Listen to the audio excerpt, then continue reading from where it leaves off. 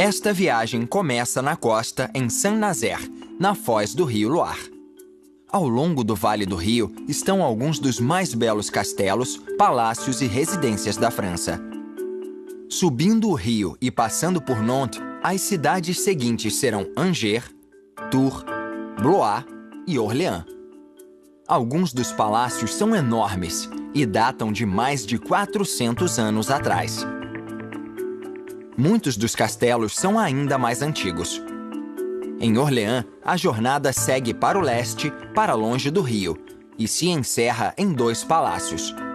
O primeiro a ser contemplado será Fontainebleau, e depois uma obra-prima arquitetônica da Europa, Vaux-le-Vicomte. Saint-Nazaire, na margem norte do estuário do Loire, começou a se destacar no século XIX, com a expansão do porto, o início da construção de navios e a chegada da ferrovia. O porto é famoso pelo ataque bem-sucedido dos comandos britânicos durante a Segunda Guerra. Eles fizeram um navio antigo cheio de explosivos colidir com a entrada das docas para impedir que os enormes navios de guerra alemães aportassem. A Alemanha usou Saint-Nazaire como uma base para operações navais no Atlântico. E dentro do porto está o pier de um antigo U-boat alemão, protegido por concreto, com 9 metros de espessura para ser capaz de aguentar bombardeios dos aliados. A construção é tão robusta que hoje em dia o custo da demolição não compensaria. A base agora é usada para cafés e bares, e no telhado há uma exposição sobre o porto. O Loire é o maior rio francês, com 1.012 quilômetros de comprimento. Ele é chamado de Jardim da França e está no meio de centenas de propriedades históricas. E há muitas célebres regiões vinícolas em suas margens: Muscadet, Sancerre e Pouilly-Fumé. Angers fica no Vale do Loire, 5 quilômetros ao norte do rio, às margens de um pequeno afluente. O castelo de Angers data da época dos romanos, que tinham um forte no local. As 17 torres enormes foram construídas no século XIV, mas sua altura foi reduzida 200 anos depois, e as pedras foram usadas para desenvolver a cidade em crescimento. O castelo sofreu mais estragos durante a ocupação alemã na Segunda Guerra, quando um depósito de munição explodiu lá dentro. Mas mesmo com tudo que o castelo sofreu ao longo dos anos, ele continua impressionante.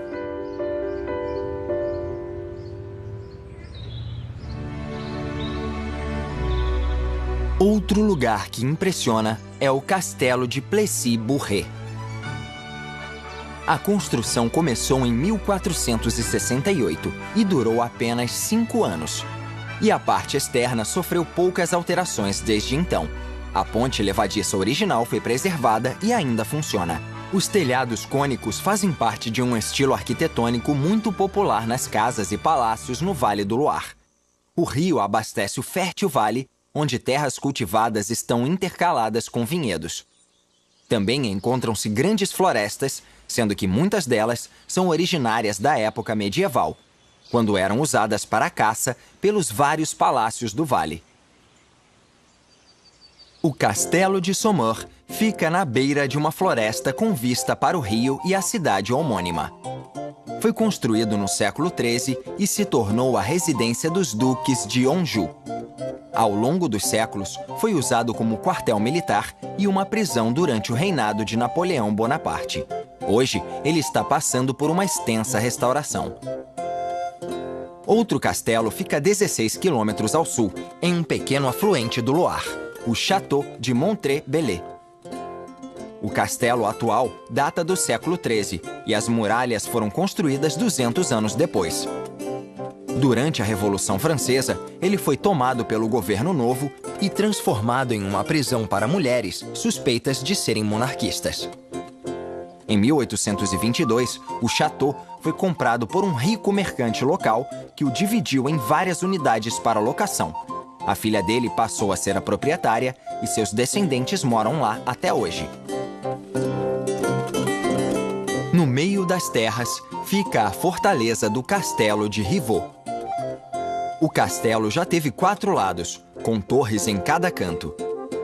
Como elas se projetavam para fora da muralha, protegiam a entrada se inimigos tentassem atravessar a ponte levadiça. Desde 1992, o castelo passou por muitas restaurações.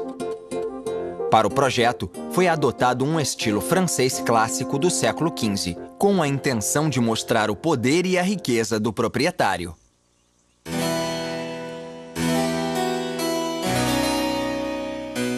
No século XVII, o estilo em voga já tinha mudado.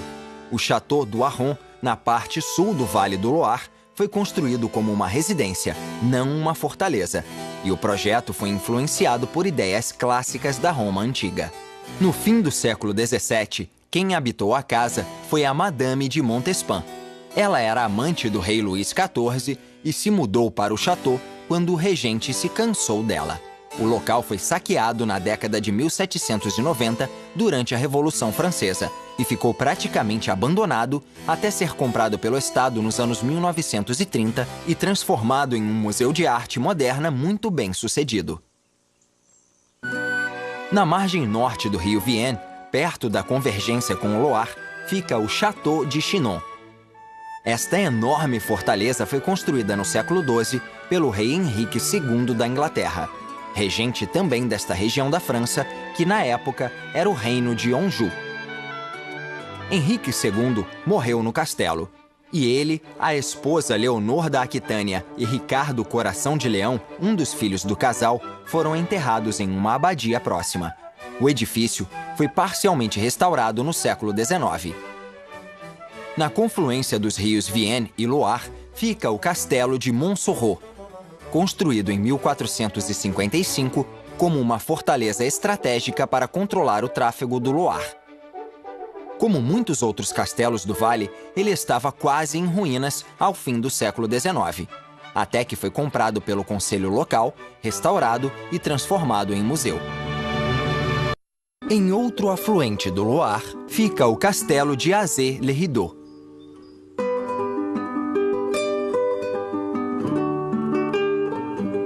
Foi construído por um rico financista que queria estabelecer sua nova nobreza.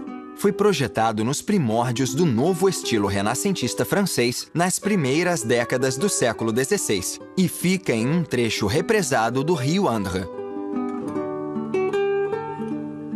Honoré de Balzac, escritor do século XIX, disse que o Azay-le-Rideau se banhava no Indre como uma criatura principesca.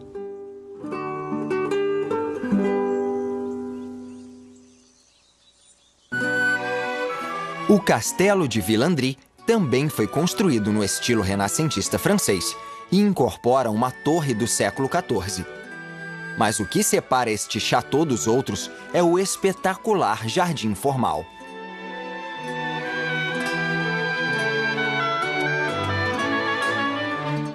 O Villandry já pertenceu a José Bonaparte, irmão de Napoleão, e quase foi demolido pelo seu estado deplorável. Mas o médico espanhol Joaquim Carvalho comprou o castelo em 1906. Ele investiu muito tempo, dinheiro e cuidado para restaurar o château e criar um dos jardins mais lindos do mundo. E como muitos outros castelos no Vale do Loire, ele é um patrimônio mundial da humanidade. Os jardins são dispostos em um estilo formal clássico, com muitos quilômetros de cercas vivas, além de vários elementos aquáticos, jardins de flores ornamentais e até um parterre de verduras.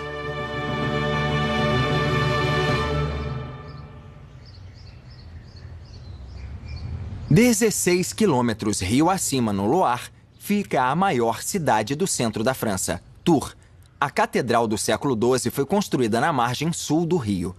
A chegada da ferrovia no século XIX renovou o desenvolvimento da cidade, que se expandiu para os campos que a rodeavam. O mesmo lugar onde se encontram centenas de vinhedos nas margens do Loire. Na região vinícola de Vouvray está localizado um dos vinhedos mais antigos do Vale do Loire, Château Moncontour. No século X, cavernas foram escavadas na margem do rio para maturar e preservar o vinho. No século XV, a fama de Vouvray tinha se espalhado pela Europa setentrional e os vinhedos eram cultivados nas melhores posições perto do rio. O château é desse mesmo século, mas sofreu um incêndio grave e quase foi destruído durante a Revolução Francesa. Voltando ainda mais no tempo, até o século IV, a propriedade pertencia ao bispo de Tours. O Vouvray é feito com a uva Chenin Blanc, que pode ser aproveitada em vinhos secos, doces e espumantes. Por conta de sua abundante acidez, o Vouvray pode envelhecer durante muito tempo, e algumas variedades podem ser bebidas jovens. Rio acima está o castelo de Amboise, que o rei Carlos VII tomou de Luís de Amboise em 1434, depois de condená-lo à morte por conspirar contra a coroa. Carlos fez extensas reformas no castelo, que se tornou a residência preferida dos regentes franceses no século XVI. Ele também é responsável pelo primeiro jardim formal renascentista da França. Como vários outros palácios no Loire, ele ficou em péssimo estado com o passar do tempo, e pedaços grandes foram demolidos, mas ainda é um lugar imponente, assim como o pagode de Chanteloup, tudo que restou do château de mesmo nome já demolido. A torre, com inspiração chinesa, tem 44 metros de altura e, como um bolo de casamento, tem 7 andares. Uma escadaria no interior permite que visitantes subam até o topo e vejam o espelho d'água semicircular do alto. O pagode foi construído pelo Duque de Choiseul em 1775, quando foi exilado para sua propriedade por desafiar o rei Luís XV. Para ele, era um templo de amizade para todas as pessoas bem-intencionadas que foram ver o nobre nesta época de desgraça.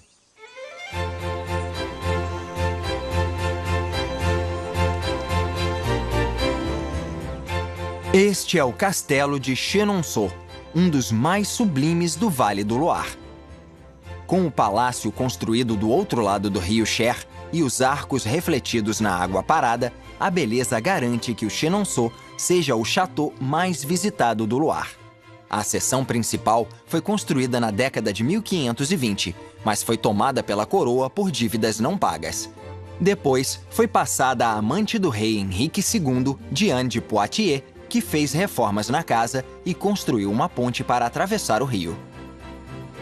Após a morte do rei, sua esposa e regente, Catarina de Médici, expulsou Diane de Poitiers quando trocou o palácio pelo castelo de Chaumont-sur-Loire, que ainda será visitado.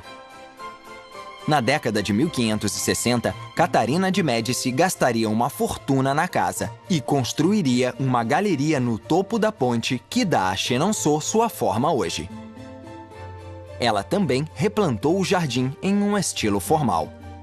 A rainha fazia festas espetaculares, principalmente à noite, e dizem que ela foi responsável pela primeira queima de fogos de artifício na França. Depois de sua morte, em 1589, o château passou por uma série de proprietários, até que um deles, no início do século XVIII, vendeu tudo que havia dentro. Chenonceau foi salvo durante a Revolução, porque a ponte era única em quilômetros. Em 1913, os Meunier, famosos pelos chocolates, compraram e restauraram a casa, que ainda está no nome da família. Para terminar, Chenonceau foi importante durante a Segunda Guerra Mundial. A ponte separava a França ocupada pelos nazistas da zona livre na margem oposta, e muitas pessoas atravessaram o rio para fugir. Subindo o Loire mais ainda, encontra-se o castelo de Chaumont-sur-Loire, para o qual Diane de Poitiers se mudou após ser expulsa de Chenonceau. Ele foi construído em uma colina com vista para o rio no início do século XVI em um estilo de fortaleza medieval, mas decorado com detalhes renascentistas. No século XVIII, a ala norte do castelo foi demolida para desimpedir a vista do rio. O castelo ficou abandonado mas o estado comprou Chaumont-sur-Loire em 1938 e transformou o palácio em um museu. 16 quilômetros Loire acima fica Blois e seu enorme Château Real, que serviu como residência de vários reis franceses. O castelo de Blois foi construído entre os séculos 13 e 17 e inclui vários edifícios em volta do pátio principal. O palácio tem 564 cômodos, cada um com sua própria lareira, 75 escadas e 100 quartos. Um dos aspectos mais conhecidos do castelo é a monumental escada construída em 1515. Ela está coberta de esculturas decorativas e domina o pátio central. No fim desta longa avenida fica o Castelo de Chevigny, concluído em 1650 para a família Hureau. A casa foi feita com um design rigidamente simétrico, com uma linha de telhado que parece separar o edifício em 5 pedaços distintos. Durante a Revolução Francesa, os Hureau tiveram que abrir mão de quase toda a fortuna e se viram obrigados a vender a casa em 1802. Mas ela voltou às mãos da família em 1834. Em 1914, o Château foi uma das primeiras mansões francesas a serem abertas para o público. As crianças talvez reconheçam o palácio, porque Hergé, o belga que criou as aventuras de Tintin, usou Chevigny como inspiração para o castelo de Moulin-Sarthe. Alguns quilômetros ao norte fica o Château do Ville-Savant, construído na década de 1530 para Jean Le Breton. O castelo foi construído por artesãos mestres que já tinham trabalhado nos palácios reais no Loire. O motivo disso é que Jean Le Breton era o secretário de finanças do rei Francisco I da França e superintendente das obras para o suposto chalé de caça que o regente estava construindo em uma floresta a 6 quilômetros de lá, o Castelo de Chambord.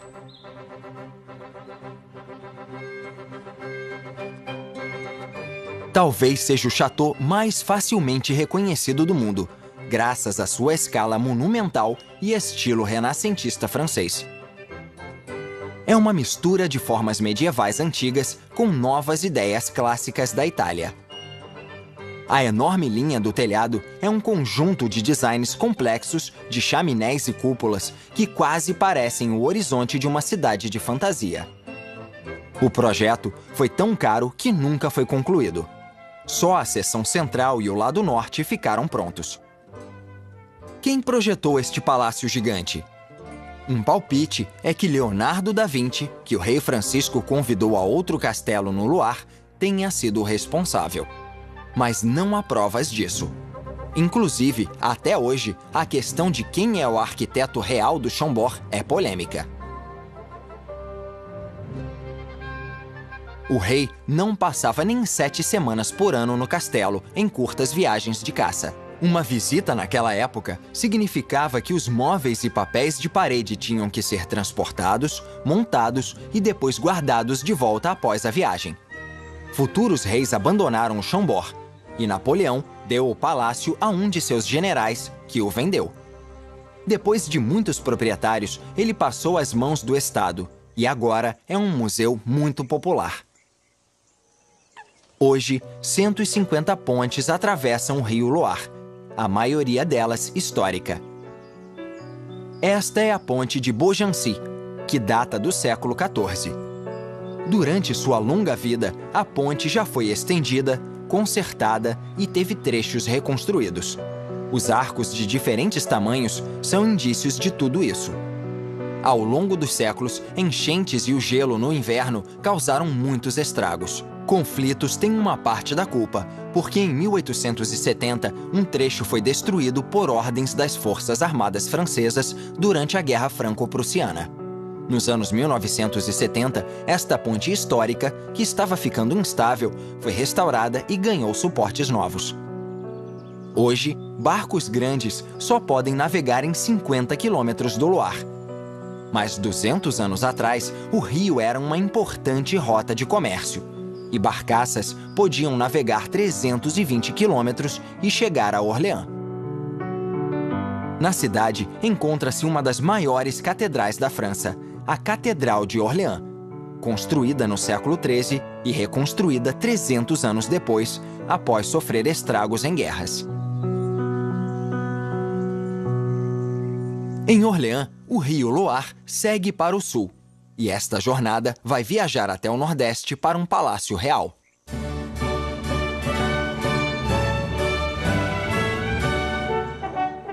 Este é o Palácio de Fontainebleau, trabalho de muitos monarcas franceses. A construção começou no século XVI e ele está disposto em torno de uma série de pátios. Francisco I, o criador do Chambord, fez o pátio inicial. Seus sucessores fizeram modificações. Mas no meio do século XVII, Fontainebleau entrou em declínio, porque o rei Luís XIV começou a se interessar pelo Palácio de Versalhes. Durante a Revolução Francesa do fim do século XVIII, todo o conteúdo de Fontainebleau foi vendido para impedir que voltasse a ser usado como palácio real. Mas em menos de uma década, Napoleão Bonaparte começou a transformar o castelo em um símbolo de sua grandiosidade. Foi ali que, em 1814, ele se despediu emocionalmente de sua velha guarda, antes de seu exílio na ilha de Elba. A alguns quilômetros ao norte, fica o destino final desta viagem. É uma das maiores obras-primas arquitetônicas, não só da França, como do mundo. O Castelo de Vaux-le-Vicomte.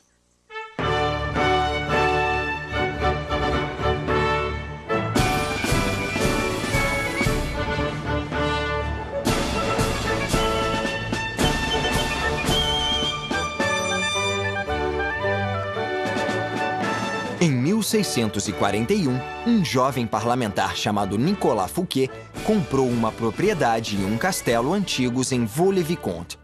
15 anos depois, ele tinha chegado ao poderoso cargo de ministro das Finanças do rei Luís XIV. Com esse cargo, pôde acumular uma pequena fortuna e foi capaz de construir o que se tornaria o château e jardim mais lindos da França. A façanha espetacular que está de pé hoje foi resultado de Fouquet ter escolhido as melhores pessoas para realizarem seu sonho. A primeira foi o arquiteto Louis Levou, a segunda foi o pintor e decorador Charles Lebrun e a terceira foi o paisagista André Lenotre. Trabalhando junto com o chefe, eles puderam criar não só uma casa espetacular, mas um centro para os artistas franceses mais populares da época, que contribuíram para a beleza do palácio.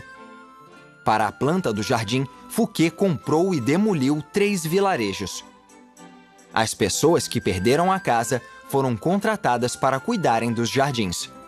Disse que ele contratou 18.000 trabalhadores para a construção do jardim, que em valores atuais teria custado 150 milhões de dólares. Tamanha riqueza e influência significava que Fouquet tinha inimigos, e todos conspiravam contra ele. Em agosto de 1661, ele organizou uma festa no jardim para o rei, a fim de exibir a casa e o jardim novos. Essa seria sua derrocada, porque não era uma boa ideia tentar se destacar mais que o rei, que fez Fouquet pegar prisão perpétua por apropriação indevida. Luís confiscou a maioria dos móveis, tapeçarias e quadros, assim como as estátuas e laranjeiras. Ele também levou os 3 responsáveis por Vaux-le-Vicomte, Levaux, Lebrun e Lenotre, e os colocou para trabalhar em seu novo palácio, Versalhes. Em 1875, Vaux-le-Vicomte estava em péssimas condições, mas felizmente foi comprado por um industrial francês, Alfred Sommier. Ele e seus descendentes lentamente trouxeram o castelo de volta à vida para que visitantes pudessem ficar maravilhados com a beleza do castelo e do jardim. É o lugar perfeito para encerrar esta jornada.